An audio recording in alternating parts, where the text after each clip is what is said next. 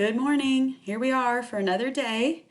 The quiz over part one will be posted here in just a little bit after I'm done with my video and get everything ready to go for today's lesson.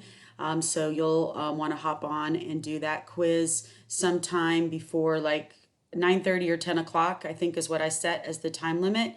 It will probably make you log in to quizzes to take it, but that's very easy for you to do.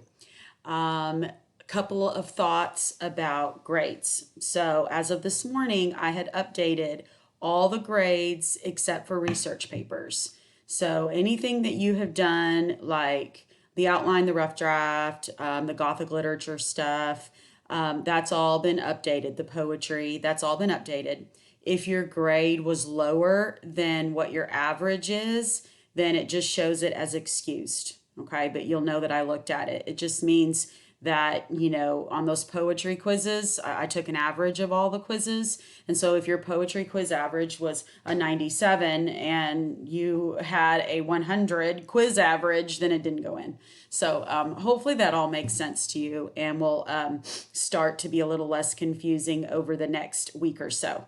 It's the research papers that'll still show up blank if I haven't graded it. So if you don't have anything, any kind of notation, excused or a grade or anything at all, it means yours is one of the ones I haven't graded yet. I'm going to continue working on those every day. Hopefully, like my goal is to get through another 20 today. It's pretty time consuming, so please continue to be patient. In the meantime, you have important work to do with Things Fall Apart, the quiz today and the vocab quiz on Thursday.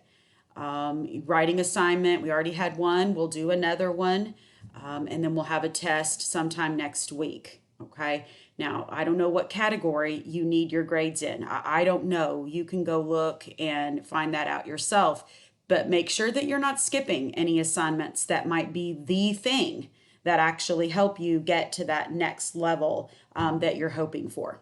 Okay, before I let you guys go today, I wanted to just talk real briefly about the novel and how it's going to progress from here, because it's at this point in the novel where I think that it's very important that we take a moment to stop and think about all the things that we have learned about the Igbo people, who they are, what they believed, and what their lifestyle was really like. Because in part two, we're not just going to hear little snippets about these white men, these strange men that have arrived. We're actually going to see them, and we're going to see the repercussions too of Okonkwo and everything that happened to him at the end of part one.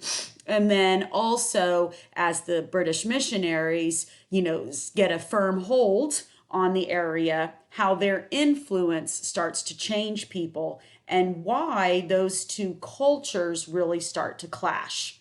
So take a few minutes today after you take your quiz to really think through the culture of the Igbo people. I put up here on the screen that we're looking at, this is a cultural wheel. And it was designed specifically for this unit, Things Fall Apart, trying to divide culture itself into just different primary aspects. Like when we think of culture, what does it include? It includes our language and our laws, our hobbies, sports and games, our religious and spiritual beliefs, our ceremonies, our rituals, food, music, art, dance, gender roles, that male, female, clothing even takes a part in our culture. All of those things wrapped together are what we would use to define an individual culture, but taken in pieces, we know that our culture and the Igbo culture as well also have very specific beliefs in terms of each of these categories. You also could consider them norms and values, like what's normal behavior.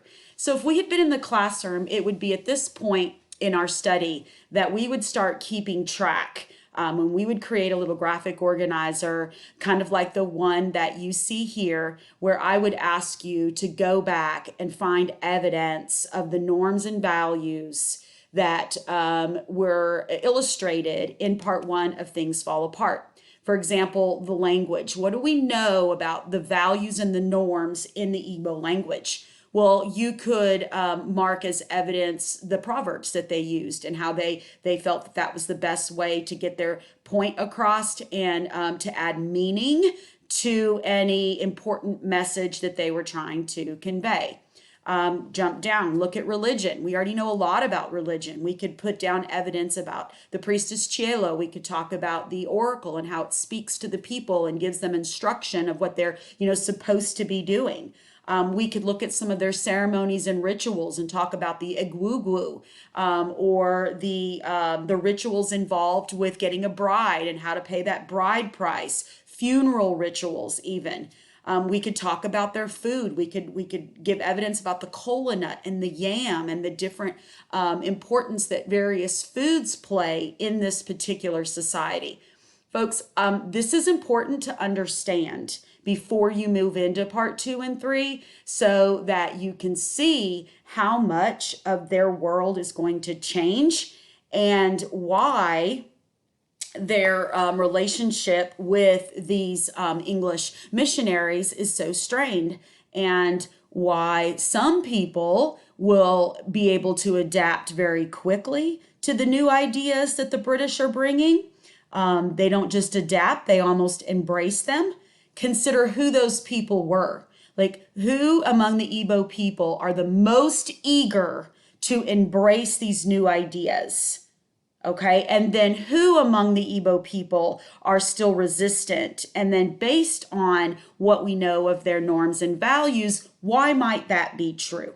Okay, those kinds of things do come up on the final test. There are some questions that ask you to think about norms and values. So I would suggest that you think through it now. And I don't know that you're going to go out and create a graphic organizer. It's not for a grade, but it certainly would help to at least mentally go through it before you start your reading. Okay, and then like I said, the rest of this week, you'll have reading assignments for part 2 so that we can get through this short novel and be able to move on to something else in the next 10 days. Okay, all right, so if you have any questions, shoot me a message or an email. I'll do my best to get back to you quickly. Until then, good luck on today's quiz. I know that you will be fine on it. And I will keep that grading, keep it going and get those grades put in for you. All right, until next time.